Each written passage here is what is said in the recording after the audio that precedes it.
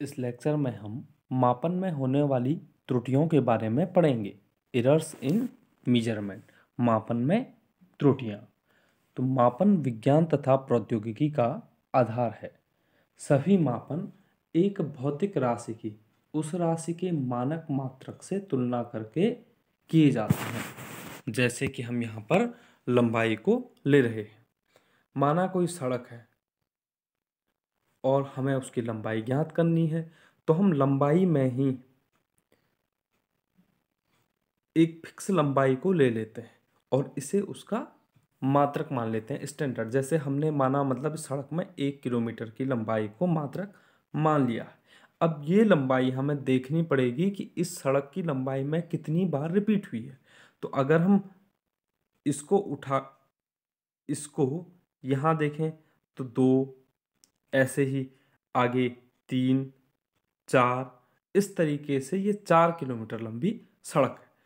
तो हम इसे लिख सकते हैं, सड़क की लंबाई बराबर 4 गुणा गया 1 किलोमीटर, जहाँ 4 न्यूमेरिकल वैल्यू है और 1 किलोमीटर आपका लंबाई का मात्रक बन जाता है। कोई भी भौतिक राशि होती है उसे 2 चीज़ों में बांट सकते हैं, न्यूमेरिकल वैल्यू और इनटू यूनिट। इस प्रकार से मापन किसी चीज का किया जाता है। जब इस प्रकार से मापन हम करते हैं तो त्रुटि की आशंका सदैव रहती है। हमारे कई प्रयत्न करने के बावजूद मापा गया मान वास्तविक मान से भिन्न हो सकता है और यह भिन्नता त्रुटि कहलाती है। तो अब हम मापन को एरर्स को परिभाषित करते हैं। किसी भी मापन यंत्र के सभी मापन के परिणाम, यह परिणाम है, परिणामों में कुछ ना कुछ अनिश्चितता रहती है। यह अनिश्चितता ही त्रुटि कहलाती है। The result of every measurement by any measuring instrument contains some uncertainty. This uncertainty is called error. अब हम यथार्थता और परिशुद्धता को समझते हैं। तो किसी माप की यथार्थता वह मान है जो हमें यह बताता है कि किसी राशि का मापित मान उसके वास्तविक मान के कितना निकट है, जबकि परिशुद्धता यह बताती है कि वह राशि किस विभेदन या सीमा तक मापी गई है। उदाहरण के लिए हमें पता है गुरुत्वीय त्वरण, gravitational acceleration 9.8 metre per second square होता है।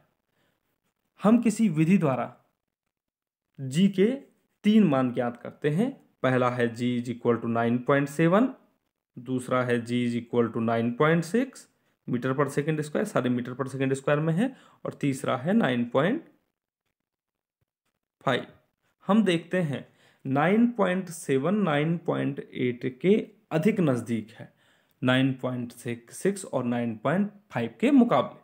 अतः 9.7 जो मान है वह अधिक यथार्थ कहा जाएगा। क्यों? क्योंकि यह वास्तविक मान के अधिक निकट है।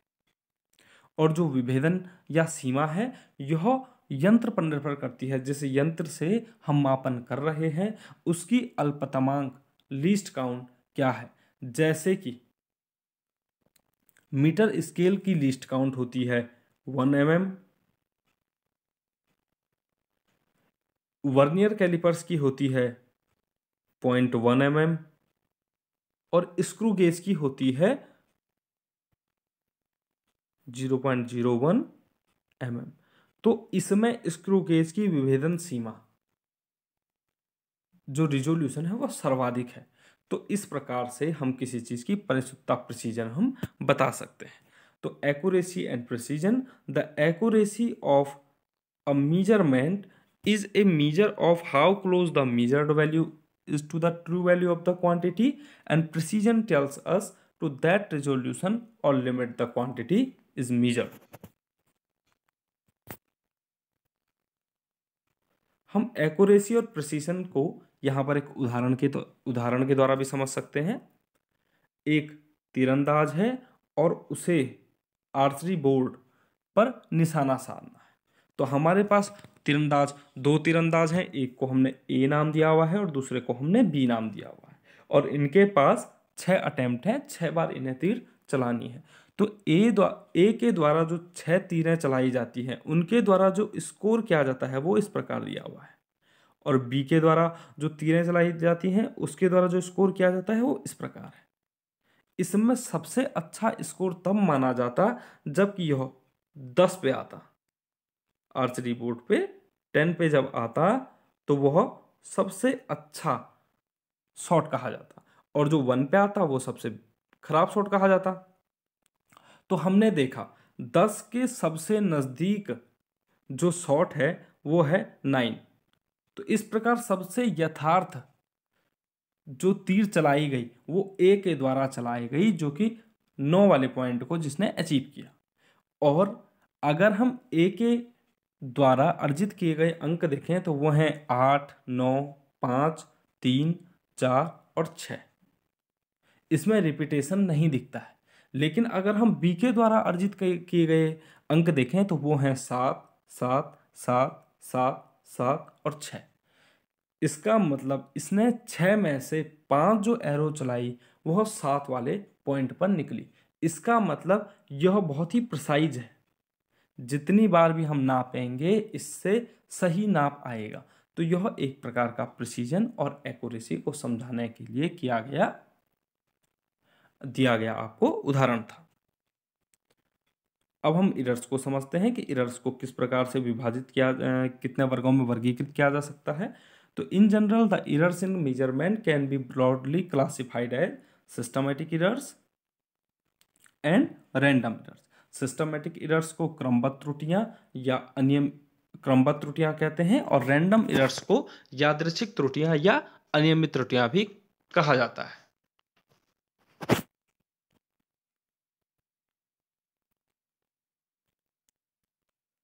सिस्टमैटिक इरर्स, क्रमबद्ध त्रुटियां। The systematic errors are those errors that tend to be in one direction, either positive or negative. तो क्रमबद्ध त्रुटियां वे त्रुटियां होती हैं जो किसी एक दिशा धनात्मक या फिर ऋणात्मक में प्रवृत्त होती हैं। क्रमबद्ध जो त्रुटियां हैं उनके कुछ स्रोत हैं जो इस प्रकार दिए गए हैं। पहला स्रोत है इंस्ट्रूमेंटल इरर्स, यंत्रगत त्रुटियां। दूसरा है imperfection in experimental technique or procedure, प्रायोगिक तकनीक या कार्यविधि में अपूर्णता। और तीसरा है पर्सनल इरर्स, व्यक्तिगत त्रुटियां। तो ये सिस्टमैटिक इरर्स के आपके सोर्स थे। सिस्टमैटिक इरर्स कहां से जनरेट होती है, अब हम इन्हें विस्तृत में अध्ययन करेंगे। Instrumental errors. Instrumental errors arise from the errors due to imperfect design or calibration of the measuring instrument. Zero error in the instrument. यंत्रगत त्रुटियां, ये त्रुटियां मापक यंत्र की अपूर्ण विकल्पना, त्रुटिपूर्ण अंशांकन या शून्यांक त्रुटि के कारण होती हैं। अर्थात खराब या अयथार्थ उपकरणों के कारण उत्पन्न होने वाली त्रुटियों को इंस्ट्रूमेंटल इरर्स या यंत्रगत त्रुटियां कहते हैं। इन्हें उपकरणीय त्रुटियां भी कहा जाता है। यहां पर हम 2 उदाहरण लेंगे। पहले हम वर्नियर कैलिपर्स का लेते हैं। इसमें हम जो पहले टाइप की जो त्रुटि है, उपकरणों में जो विद्यमान महत्वपूर्ण त्रुटियां हैं इस प्रकार होती हैं। पहली है जीरो एरर, अर्थात शून्य त्रुटि। तो माना हमारे पास एक उपकरण है, उदाहरण के लिए हमने यहाँ पे वर्नियर कैलिपर्स लिया हुआ है। तो इसमें शून्य त्रुटि कब होगी, जब इसका एक पैमाना है जो कि यहाँ पर एरो के द्वारा दिखाया गया है। ये वर्नियर स्केल का पैमाना है, वर्नियर पैमाना। और जो दूसरा पैमाना है ये मुख्य पैमाना है। अगर हम इसकी दोनों के दोनों जो जॉ हैं इनको मिला देते हैं, ये पूरा मिल जाता है, तो ये पूरा वर्नियर कैलिपर्स क्लोज हो जाएगा। उस समय मेन स्केल का 0 और वर्नियर पैमाने का 0 कोइंसाइड होना चाहिए इस प्रकार से। ये वर्नियर पैमाने का नीचे वाला हो गया और ऊपर वाला मुख्य पैमाने का। अगर ऐसा नहीं होता है, 0 0 पर नहीं लगता है, तो इसका तात्पर्य है कि इसमें जीरो एरर है, अर्थात यंत्र में समस्या है। इसी प्रकार हम स्क्रू गेज का भी देख सकते हैं।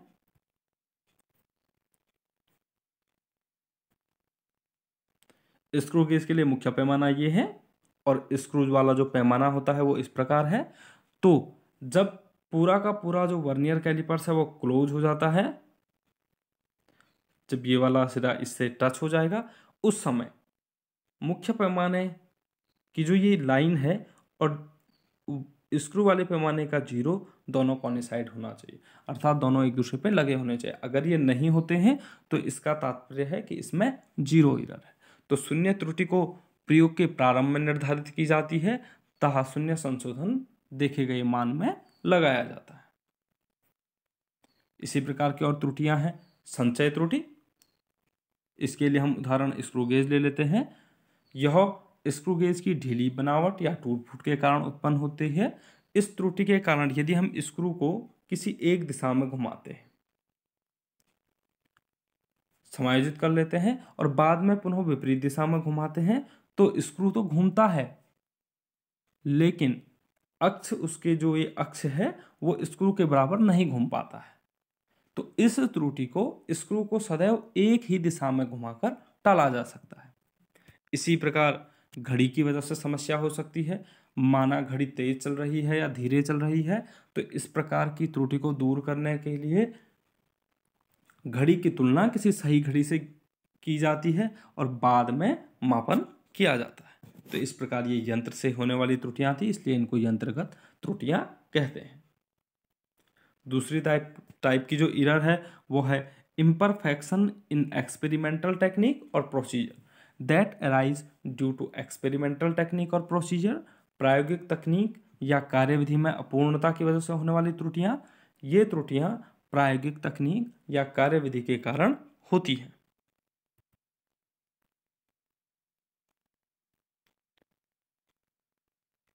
तीसरा जो स्रोत है वो है personal errors that arise due to an individual's bias, lack of proper setting of the apparatus or individual's carelessness in taking observations without observing proper precautions. व्यक्तिगत त्रुटियां, ये त्रुटियां प्रेक्षक के किसी पूर्वाग्रह या प्रेक्षक द्वारा उचित सावधानियां न बरतने आदि के कारण होती है। तो ये स्रोत थे सिस्टमैटिक एरर्स के या क्रमबद्ध त्रुटियों के। अब हम उन त्रुटियों को हटाने का, कि उनको किस प्रकार से निष्कासित किया जाए, वह तरीका देखते हैं। तो निष्कासन की विधि है सुधरी हुई प्रायोगिक तकनीकों के उपयोग, प्रयोगों के लिए अपेक्षाकृत अच्छे मापन यंत्रों का चयन एवं यथासंभव व्यक्तिगत पूर्वाग्रहों को दूर करके क्रमबद्ध त्रुटियों को कम किया जा सकता है। Methods of elimination, systematic errors can be minimised bye improving experimental techniques, selecting better instruments and removing personal bias as far as possible.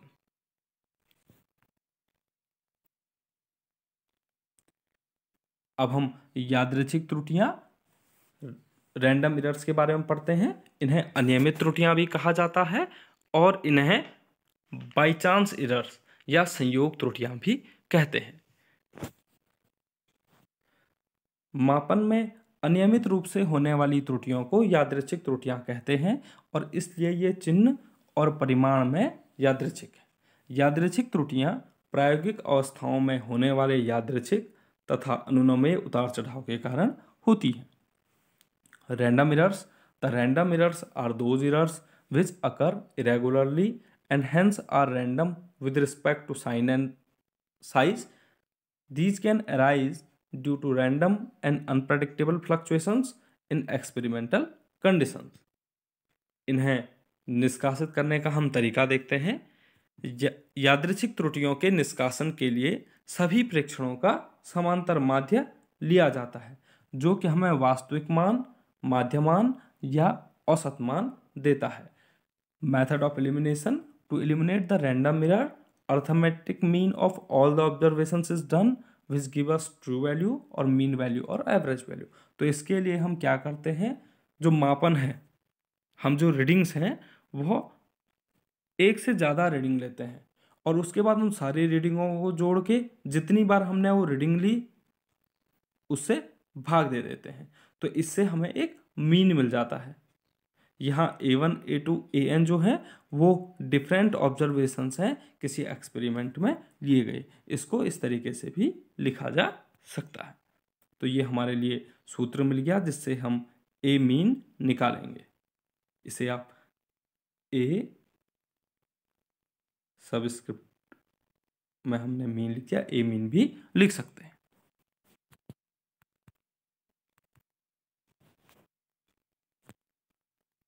अब हम एक लीस्ट काउंट एरर के बारे में पढ़ लेते हैं।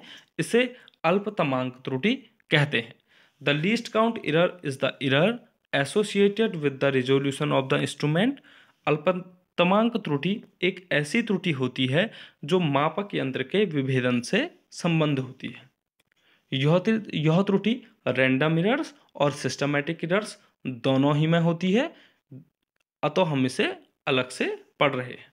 तो लीस्ट काउंट क्या होता है? लीस्ट काउंट होता है the smallest value that can be measured by the measuring instrument is called its least count. किसी मापक यंत्र द्वारा मापा जा सकने वाला छोटे से छोटा मान उस मापक यंत्र का अल्पतमांक कहलाता है। हम कुछ एपरेटसेस का अल्पतमांक लीस्ट काउंट निकालते हैं। पहले हम वर्नियर कैलिपर्स का निकाल लेते हैं।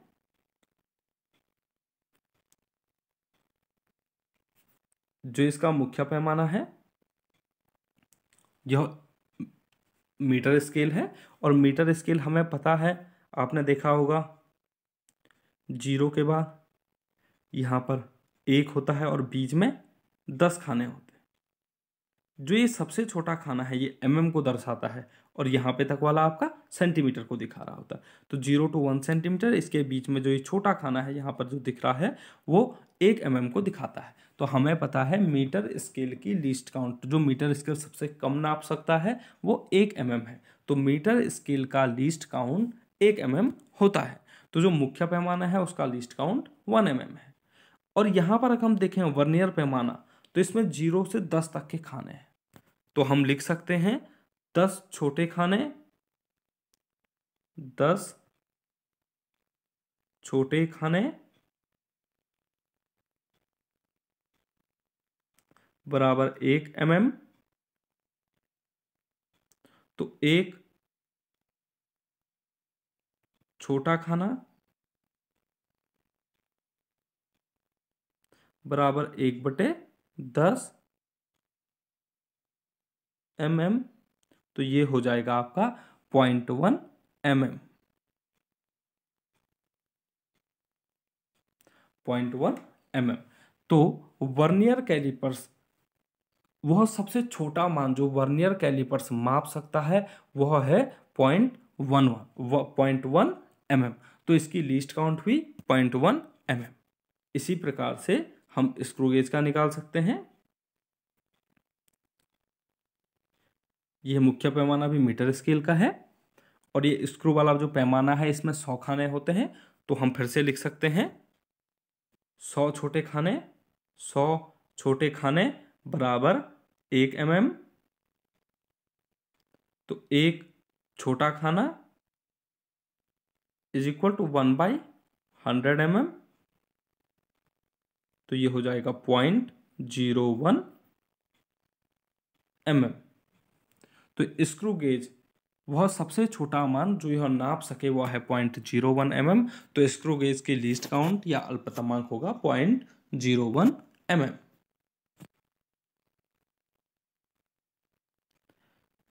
अल्पतमांक त्रुटि को किस प्रकार से हम दूर कर सकते हैं? तो using instrument of higher precision, improving experimental techniques, we can reduce the least count error. निष्कासन की विधि, अधिक परिशुद्ध मापन यंत्रों का प्रयोग करके, प्रायोगिक तकनीकों में सुधार आदि के द्वारा हम अल्पतमांक त्रुटि को कम कर सकते हैं।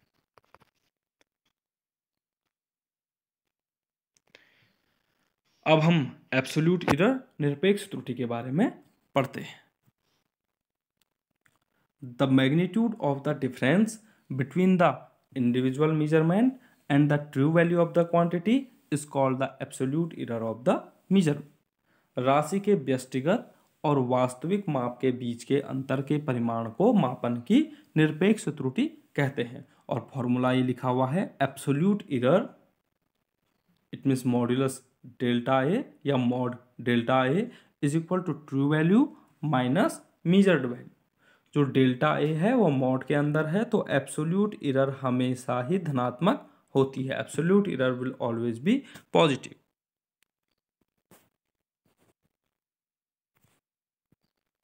माना हम कोई मेजरमेंट करते हैं और उसकी ट्रू वैल्यू ए है और रीडिंग हमारी जो रीडिंग आ रही है वह A1 है, तो हम उसमें एब्सोल्यूट एरर कैसे निकालेंगे? तो A minus A1 is equal to delta A1, ये हमारी एब्सोल्यूट एरर होगी।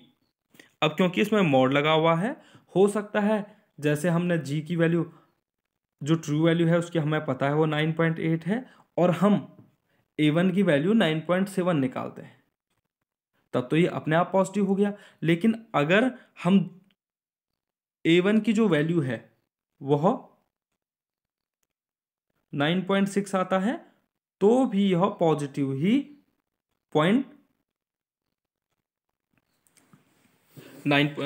अगर ये ज़्यादा आता है, जैसे 9.8 था माइनस 9.9, तो ये माइनस 0.1 होना चाहिए था, लेकिन क्योंकि मॉड है तो ये धनात्मक ही पढ़ा जाएगा, 0.1 ही पढ़ा जाएगा। तो एब्सोल्यूट एरर हमेशा धनात्मक होता है। तो जैसे जी की तो हमें वैल्यू पता है, ऐसे ही हमें कई चीज़ों की वैल्यू पता होती है, लेकिन अगर हमें किसी की वास्तविक मान पता नहीं है तो हम उसका वास्तविक मान कैसे पता करते हैं? तो in absence of any other method of knowing true value we consider arithmetic mean as the true value. हम जो उसका अर्थमेटिक मीन होगा उसको ट्रू वैल्यू के रूप में लेंगे। यहाँ पर जैसे अर्थमेटिक मीन जैसे अभी हमने थोड़ी देर पहले निकाला, तो ए मीन है जो रीडिंग्स ली हुई है, जितनी बार हमने रीडिंग ली, माना हमने n बार ली है, तो A1 plus A2 plus A3 plus AN upon जितनी बार हमने रीडिंग ली अपॉन n, और इसको हम इस तरीके से लिख सकते हैं, sigma I is equal to 1 to n AI upon n, where A1 A2 A3 AN are the values obtained in several measurements।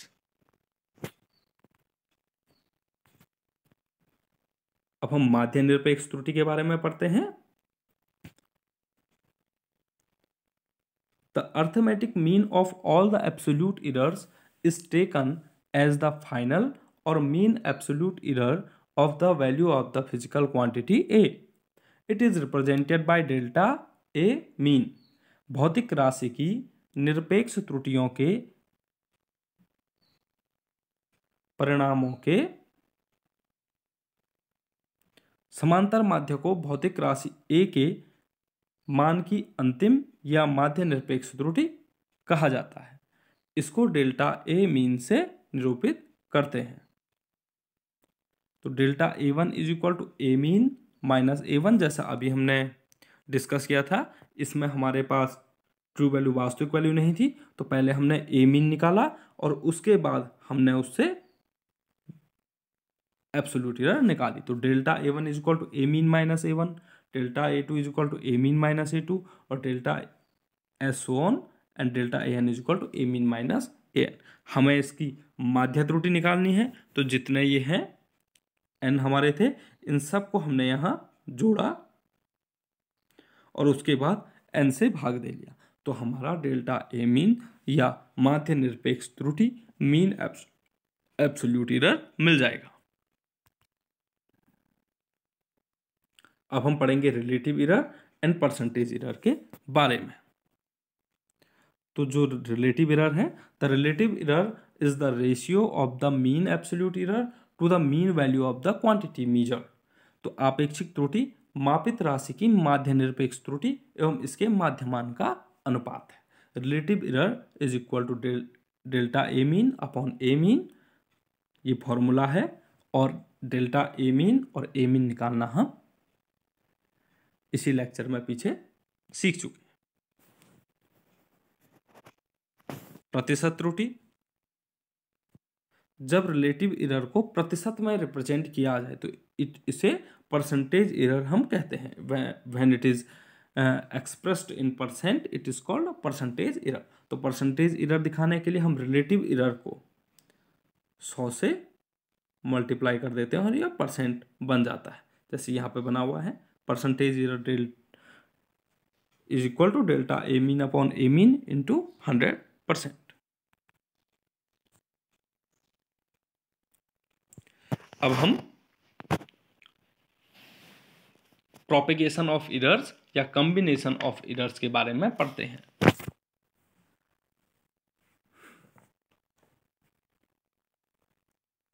हम जानते हैं कि भौतिक राशियों के मापन में सदैव त्रुटियां होती हैं। किसी भी प्रयोग के अंतिम परिणाम की गणना कई सारे पाठ्यांकों जो कि विभिन्न उपकरणों से विभिन्न सूत्रों की सहायता से ज्ञात की जाती है।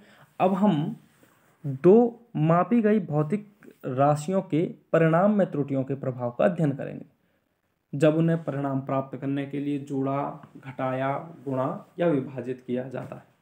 तो यहाँ पर हम सम के लिए देख रहे हैं एरर ऑफ ए सम, संकलन की त्रुटि। तो माना दो भौतिक राशियां हैं ए और बी, दो फिजिकल क्वांटिटीज हैं ए और बी, और जो उनकी वैल्यू मेजर की गई है, ए की है A plus minus delta A और बी की है B plus minus delta B, जहां डेल्टा ए और डेल्टा बी उनकी एब्सोल्यूट एरर है और हम चाहते हैं डेल्टा जेड एरर निकालना इनके सम में, Z is equal to A plus B. तो जेड में जो एरर है वह डेल्टा जेड है, तो हम लिखते हैं Z plus minus delta Z, और क्योंकि जेड ए प्लस बी है तो A plus minus delta A plus B plus minus delta B. कोष्ठकों को हटा देने पर सीधा हो जाएगा A plus minus delta A plus B plus minus delta B. A और बी को हम साथ रख लेंगे तो ये हो जाता है A plus B plus minus delta A plus minus delta B. जो ए प्लस बी है वह वास्तव में जेड है क्योंकि Z is equal to A plus B. तो इस प्रकार हम कंपेयर करते हैं लेफ्ट हैंड साइड और राइट हैंड साइड को, तो हमें प्राप्त होता है plus minus delta Z is equal to plus minus delta A plus minus delta B. Plus minus की साइन की वजह से डेल्टा जेड की वैल्यू के लिए 4 पॉसिबल कॉम्बिनेशंस हमको मिलते हैं। अब हम उन कॉम्बिनेशंस को देख लेते हैं। हम डेल्टा जेड की बस प्लस वैल्यू को लेंगे क्योंकि एब्सोल्यूट एरर जो होती है वह हमेशा धनात्मक होती है।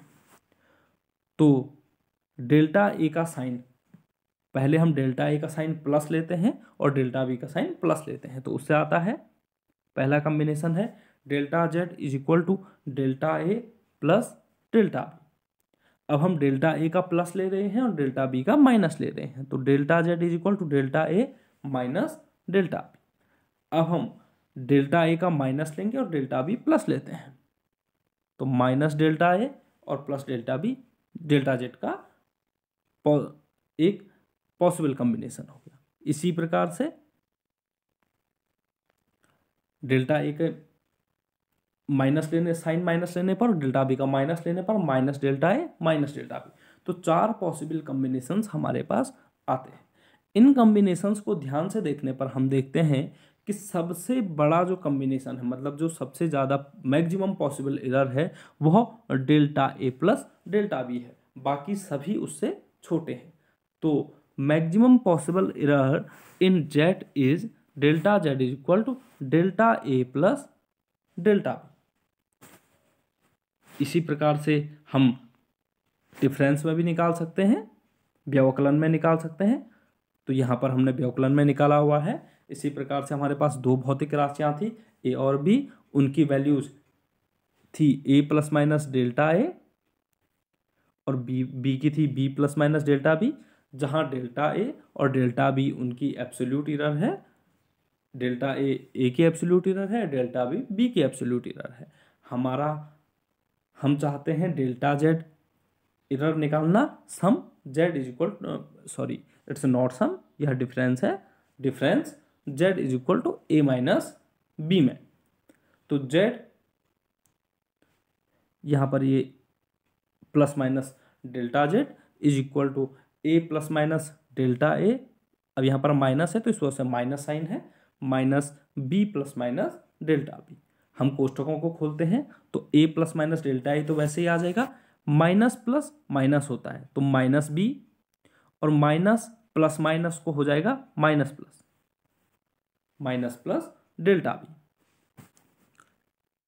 ए और बी को हम साथ रख लेते हैं तो A minus B plus minus delta A और माइनस प्लस डेल्टा बी। हम लेफ्ट हैंड साइड और राइट हैंड साइड का कंपैरिजन करते हैं तो z is equal to A minus B है तो z से तो a माइनस बी कट जाएगा तो आया plus minus delta z is equal to plus minus delta A minus plus delta B. यहाँ पर भी प्लस माइनस और माइनस प्लस की वजह से 4 पॉसिबल कम्बिनेशन से बनेंगे, और वो कम्बिनेशन जैसे हमने अभी देखा उसी प्रकार से कम्बिनेशन हम इधर रखते हैं। डेल्टा ए की प्लस वैल्यू ली है और डेल्टा बी का माइनस साइन दिया हुआ है तो delta A minus delta B पहला कम्बिनेशन है।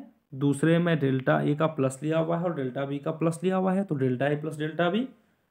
तीसरे में डेल्टा ए का माइनस साइन लिया हुआ है और डेल्टा बी का माइनस साइन लिया हुआ है तो minus delta A minus delta B. तीसरे कम्बिनेशन में डेल्टा ए का माइनस लिया हुआ है और डेल्टा बी का प्लस लिया हुआ है तो minus delta A plus delta B. इन चारों कम्बिनेशंस में delta A plus delta B वो कम्बिनेशन है जो सबसे बड़ा है। तो जो मैक्सिमम पॉसिबल एरर है जेड में वह फिर से क्या हो गई है, delta Z is equal to delta A plus delta B. ऐसे ही हम गुणा में भी निकाल सकते हैं एरर ऑफ ए प्रोडक्ट, गुणनफल की तो जैसे अभी तक हमने देखा A plus minus delta A है ए की वैल्यू और बी की value B plus minus delta B है। तो अब हमें Z is equal to A B में जो एरर है डेल्टा जेड वो निकालनी है। तो Z plus minus delta Z is equal to A plus minus delta A गुणा B plus minus delta B. कोष्टकों को खोलने पर ए बी, पहले हम ए को B plus minus delta B से पूरा मल्टीप्लाई करते हैं तो A B plus minus A delta B ये आएगा। इसके बाद हम डेल्टा ए को मल्टीप्लाई करते हैं डेल्टा बी से, ये B plus minus delta B से तो plus minus B delta A plus minus delta A delta B. हम एलएचएस और एलएचएस में जेड का भाग देते हैं और आरएचएस में ए बी का भाग देते हैं क्योंकि Z is equal to A B. इस हम कह सकते हैं कि पूरी इक्वेशन में जेड का भाग देने पर, तो जब हम जेड का भाग देते हैं, जब यहाँ जेड से भाग करेंगे तो जेड से जेड कट जाएगा तो Z by Z is equal to 1 plus minus delta Z by Z. ऐसे ही इधर जेड का जो भाग दे रहे हैं हम वो Z is equal to A B है तो ए बी से ए बी कटा 1 प्लस माइनस ए से ए कट जाएगा तो प्लस माइनस ए बी है, ए से ए कटेगा तो डेल्टा बी बटे बी जो यहाँ पर है। ऐसे ही plus minus delta A by A और plus minus delta A by A delta B बटे बी। हमें जो टर्म प्राप्त होगा वो इस प्रकार होगा। डेल्टा ए और डेल्टा बी त्रुटियां हैं, इस वजह से ये बहुत छोटी होती हैं और जो उनका प्रोडक्ट होगा वह और भी छोटा होगा। अगर हम 0.1 को 0.1 से मल्टीप्लाई करें तो वह और छोटा हो जाएगा, वो 0.01 चला जाएगा। तो इस प्रकार जो बहुत छोटी स्मॉल क्वांटिटी होती है उन्हें एक दूसरे से मल्टीप्लाई करने पर वो और छोटी हो जाती हैं, तो हम उसको इग्नोर कर सकते हैं। तो हम जो लास्ट वाला टर्म है इसे इग्नोर कर रहे हैं। तो 1 plus minus delta Z by Z is equal to 1 plus minus delta A by A और प्लस माइनस डेल्टा बी बटे बी ये हमें प्राप्त होगा। लेफ्ट हैंड साइड और राइट हैंड साइड का कंपेयर करने पे 1 को काट देगा और बचेगा plus minus delta Z by Z is equal to plus minus delta A by A plus minus delta B बटे बी। अब उसी तरीके से हम 4 पॉसिबल कॉम्बिनेशंस बना लेते हैं जो यहाँ पर बने हुए हैं। पहला कॉम्बिनेशन है delta Z by Z is equal to delta A by A plus delta B बटे B. Delta Z by Z is equal to delta A by A minus delta B by B. Delta Z by Z is equal to minus delta A by A plus delta B by B. और delta Z by Z is equal to minus delta A by A minus delta B बटे B. इन चारों combinations में सबसे बड़ा जो combination है वो है delta Z by Z is equal to delta A by A plus delta B बटे बी। तो जो मैक्सिमम रिलेटिव एरर है वो है delta Z by Z is equal to delta A by A plus delta B बटे B. इसी प्रकार से हम भागफल की त्रुटि एरर ऑफ ए क्वोटिएंट निकाल सकते हैं। तो माना z is equal to A by B है और जो measured values of A and B are A plus minus delta A and B plus minus delta B. तो जैसे अभी तक हमने किया उसी तरीके से z plus minus delta Z is equal to A plus minus delta A upon B plus minus delta B. इसमें से हम z को कॉमन ले लेते हैं तो अंदर बच जाएगा 1 plus minus delta Z by Z. इसमें से हम a को कॉमन लेते हैं तो a बाहर लेने पर 1 plus minus delta A by A अंदर बचेगा और इसमें से b कॉमन ले लेते हैं तो b लेने पर कोष्टक के अंदर रहेगा 1 प्लस माइनस डेल्टा बी बटे बी।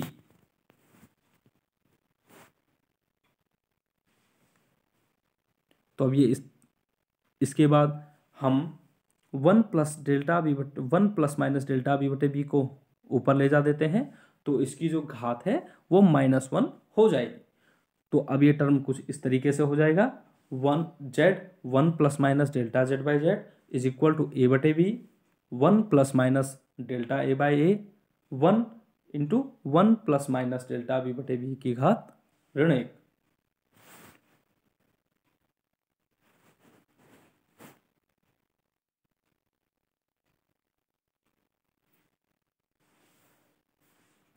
अब ये टर्म इस तरीके का दिखेगा z 1 plus minus delta Z by Z is equal to A बटे B 1 plus minus delta A by A और जो ये -1 है पॉलिनोमियल एक्सपेंशन के वजह से यह अंदर आ जाएगा और जो माइनस साइन है वह प्लस माइनस को माइनस प्लस में कन्वर्ट कर लेगा -+1 माइनस प्लस डेल्टा बी बटे बी। ये पॉलिनोमियल एक्सपेंशन में आता है।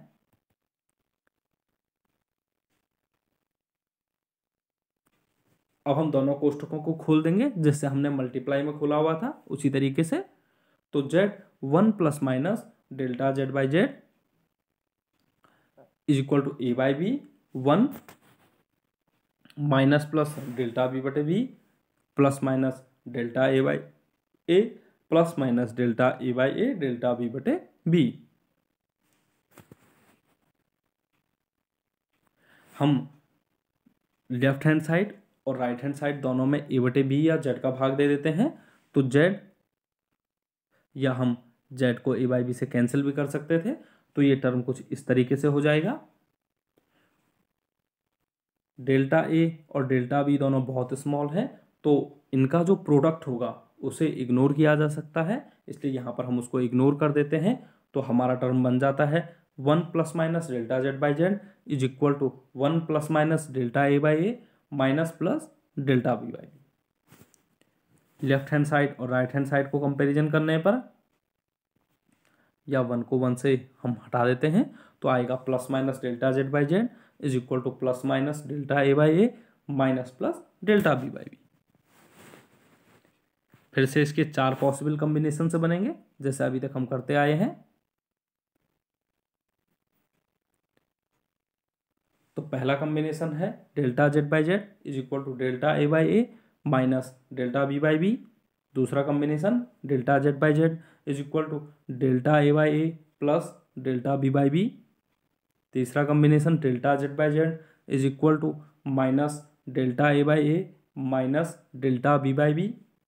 और चौथा कॉम्बिनेशन है delta Z by Z is equal to minus delta A by A plus delta B by B. इन चारों कॉम्बिनेशंस में जो सबसे बड़ा कॉम्बिनेशन है वो है delta A by A plus delta B बटे बी। तो जो मैक्सिमम रिलेटिव एरर है वह होगी delta Z by Z is equal to delta A by A plus delta B बटे बी। अब हम देखते हैं error in case of a measured quantity raised to a power, मापित राशि की घातों के प्रकरण में त्रुटि। तो suppose z is equal to A square, अर्थात a गुणा गया a। तो अभी हमने गुणा के, जब हम दो क्वांटिटीज को मल्टीप्लाई कर रहे हैं when two observed quantities are multiplies, तब हमने मैक्सिमम पॉसिबल एरर निकाली थी। तो उसी का प्रयोग करते हुए हम देखते हैं कि जो मैक्सिमम पॉसिबल एरर है delta Z by Z is equal to होगी delta A by A plus delta A by ए। तो ये हो जाएगी 2 डेल्टा ए बाई ए।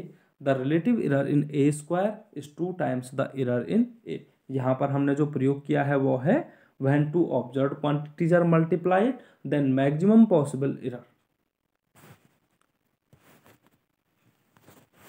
तो अगर x is equal to a n है तो उसी को यूज करते हुए delta Z by Z is equal to n delta A by ए। तो in general if z is equal to a to the power p b to the power q upon c to the power r, तो delta Z by z जो होगा वह इस सूत्र से दिया जाएगा। Delta Z by Z is equal to p delta A by A plus q delta B by b plus r delta c by सी।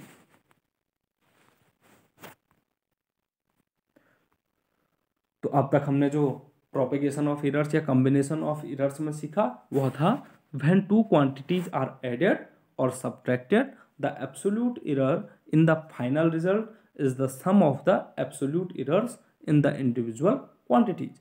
जब दो राशियों को संकलित या व्यवकलित किया जाता है तो अंतिम परिणाम में निरपेक्ष त्रुटि उन राशियों के निरपेक्ष त्रुटियों के योग के बराबर होती है। When two quantities are multiplied or divided, the relative error in the final result is the sum of the relative errors in the multipliers। जब दो राशियों को गुणा या भाग किया जाता है तो प्राप्त परिणाम में आपेक्षिक त्रुटि उन गुणकों अथवा भाजकों में आपेक्षिक त्रुटियों के योग के बराबर होती है। The relative error in a physical quantity raised to the power k is the k times the relative error in the individual quantity. किसी भौतिक राशि जिस पर k घात चढ़ाई गई है कि आपेक्षिक त्रुटि उस व्यष्टिगत राशि की आपेक्षिक त्रुटि की k गुनी होती है। तो इस लेक्चर में इतना ही।